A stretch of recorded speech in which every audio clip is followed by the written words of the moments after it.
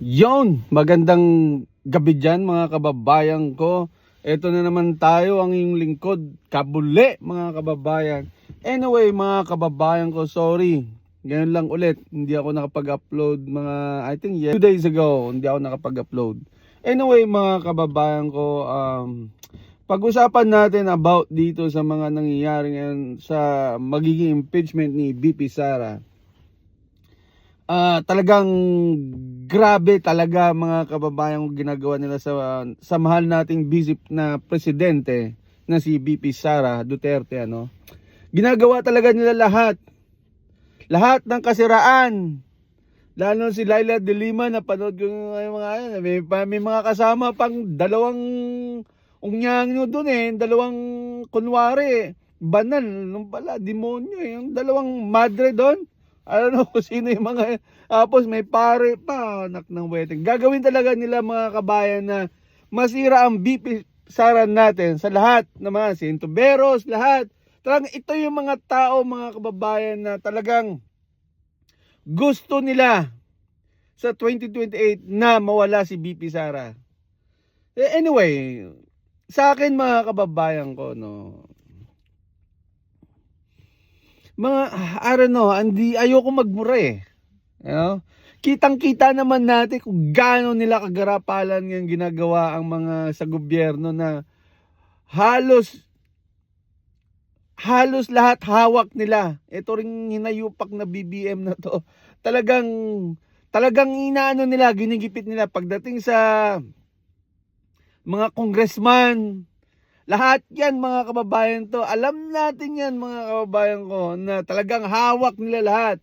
Pagdating sa Senado, kapag kunwari mga kababayan ko, kapag di nakapasa na lahat nag-up para ma-impeach si Sara sa mga congressman, so didiretso yan sa Senado, sigurado yan. Ngayon ginagawa nila ngayon sa Senado naman, lahat ng mga senator ngayon gusto nila ikulong. Para lahat ng boto, mas pabor ngayon yung mga mag-impeach kay Sara sa Senado. Kaya gusto nila ngayon, nakakulong na si Bong Revilla. Kaya ang dami yan, sino pa? Si Jinggoy Estrada, gusto nila ikulong din para majority napapunta sa kanila. Lahat ng boto mapupunta sa kanila. Sa ngayon kasi sa Senado, medyo alam ko, laglag sila Mas maraming pro Duterte dyan Ngayon gusto nila lahat bawasan. Kaya ngayon ginagawa ni BBM naman, ito, come on guys, hindi tayo tanga mga Pilipino na hindi natin alam ang sistema. Halos lahat, simula nung yung pag-impeach kay Bongbong Marcos, may kunwari pa may ano pa sila na kunwari si Abante, umatras pa. In the end, ano man nangyari? Di ba? Inano rin nila na, not guilty. Absuelto si BBM. Tapos ito ngayon, pagdating na naman kay BP Sara, doon sila magpukpukan. Tinanggap nila lahat. Pero yung impeachment ni Mike Defenso sa ni Manong Chavit, hindi nila tinanggap. Di ba? Ganong kagarapalan ngayon. Ang dami, halos lahat. Gusto nila na mapabagsak talaga si BP Sara, mga kababayan ko. Tapos ito pa, yung naglilitis ngayon dito kay Bong Revilla, walang, tao rin ni BBM, mga nayupak. So wala, saan lulugar ang mga Duterte? Saan kukuha nakakampi ang mga Duterte? Kundi sa mamayamang Pilipino lang, mga kababayan ko. Sa gobyerno ni BBM, walang kakampi ang mga Duterte. Ilan lang ang totoong mga Duterte dyan. Sa Senado, saka sa congressman, ilan lang. Halos lahat, puro hawak ni BBM. Kasi gusto nila mahawakan na pati sa 2028. Pero hindi mga kababayan ko. Ang kakampi ng mga Duterte, yung mga mga taong bayang Pilipino, ilang milyon tayo mga kababayan ko. Pero mga sa gobyerno, di ako talagang na ako dyan. Talagang pinipino nila talaga si BP Sara na So anyway, mga kababayan ko, sabi ko nga, Hindi pa nabubuhay ang makatalo sa mga Duterte. Lagi nyo tandaan yan mga kababayan ko. Hindi pa nabubuhay. Nararamdaman ko, nafe-feel ko na marami pang Duterte supporters at marami pang hindi bulag sa katotohanan. Alam natin yan, mga nangyayari ngayon. Puro lahat yan kasisiraan. Politika lahat yan. Kasi pagdating sa 2028, yari sila kay BP Sara. Kaya ngayon pa lang gusto nila pabagsakin na si BP Sara. Pero sabi ko nga, isang salita lang ni BP Sara kung sinong iboboto. DDS, Duterte supporters, SDS at iba pa, doong kami. Alright? Di na ako umaasa dyan mga kababayan ko. Kung suswertein si BP Sara, sounds good. Sounds good. Sounds good. Sana swertein ng ating mahal na bisip na presidente. No? Pinagdadasal ko rin niya sana makakapasok siya at di ma-impeach. You know? Pero wala akong tiwala sa mga hinayupak na mga nakaupo ngayon, na mga congressman. Alam ko na kung anong mangyayari dyan. Alam ko na. Kasi yung mga yan, mga congressman, na maglilitis kay BP Sara, alam ko, tataas ang kamay lahat ng mga yan. Pero syempre, kapag tinaas nila ang kamay nila, big sabihin, guilty ang mga hinayupak. Kasi alam natin, pagdating ng 2028, yari sila. Pero mga kababayan ko, pwede nila baguhin yan. Pwede nila baguhin ang sarili nila. Pwede nila baguhin yun. Hindi sila magbaba. Hindi sila boboto sa pag-about sa impeachment. Siyempre, alam naman natin mga kababayan ko na obvious ang ginagawa nila. Di ba? Ngayon, sabi ko nga, pag nakapasa sa congressman, yung mga botohan dyan, pagdating sa Senado, eto nga yung ginagawa na sa Senado, kinukulong lahat nila yung mga kampi ng mga Duterte, mga pro-Duterte, kinukulong nila, ngayon inisa-isa nila. Obvious mga kababayan ko, obvious. Hindi tayo tanga na iniisip nila na kunwari, iniikot-ikot lang nila tayo eh. Alam niyo yun? Alam naman natin ang sistema nila eh. Ginagawa lang tayo tanga na, lalo lang nagagalit yung mga tao o yung mga Duterte supporters o mga SDS at mga Sara Duterte supporters, lalo lang nagagalit sa kanila, lalo lang tayo lumalakas sa mga pinaggagawa nila. Damn.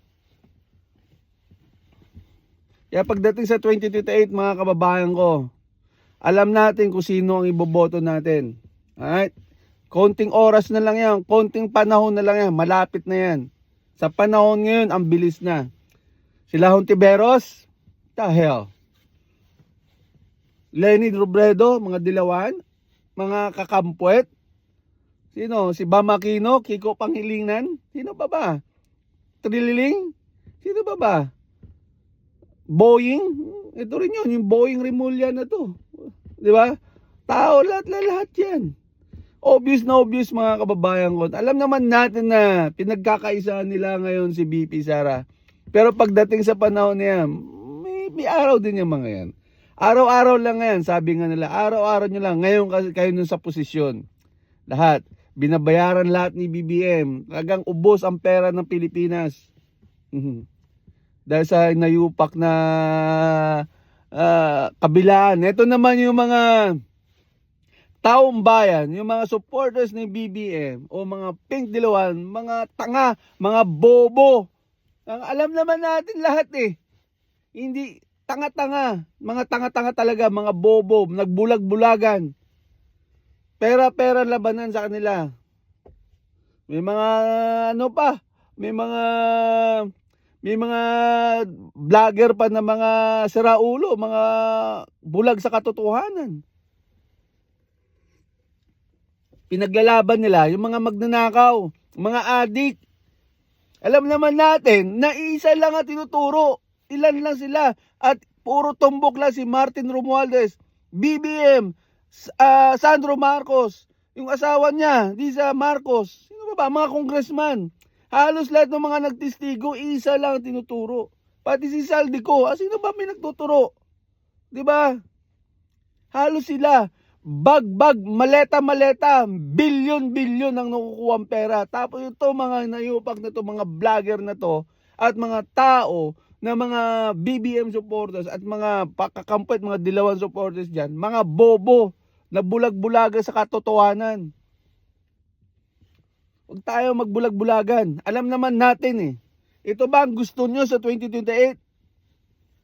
Kabilaan ng protesta?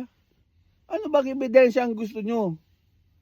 Na lahat tinuturo yung amo nyo. Sabi nyo, paninira. Si Saldico. Sambagan si Saldico. Oh, di ba? Halos kanang kamay ni Martin Romualdez yan. Sino pa ba? Mga kontraktor. Sino man nakulong? Wala. Ngayon, kinulong nyo si Bong Revilla. Isang ganyan lang, kulong kagad. Samantalang si Martin Romualdez, halos nandyan. Ang daming tinuturo. Hindi nakulong. Mga congressman, hindi pa nakulong. Isang senador. Dahil dito ba convict? May record. Ganun na nangyari, kabilaan. The hell? Ano nangyari sa gobyerno? Talagang binaboy nyo ang gobyerno. Binaboy nyo ang Pilipinas. Kaya mga kababayan ko, huwag tayong bumitaw kay Sara. Kung ano man mangyari, solid Duterte. Doon tayo mga kababayan ko. Isang salita lang ni BP Sara kung sino iboboto natin. Doon tayo. Huwag tayong bumitaw sa mga Duterte. Excuse me. Huwag tayo bumitaw sa mga Duterte, mga kababayan ko. Lantaran. Binababoy nila ang gobyerno ng Pilipinas. Alam natin yan. Hindi tayo mga tanga, mga kababayan ko. Huwag tayo magtanga-tanga na katulad nila. Anyway, mga kababayan ko, hanggang dito na lang, na-high blood na naman ang yung kabuli, So anyway, walang kwenta talaga sa gobyerno ni BBM. Hanggang dito na lang mga kababayan ko.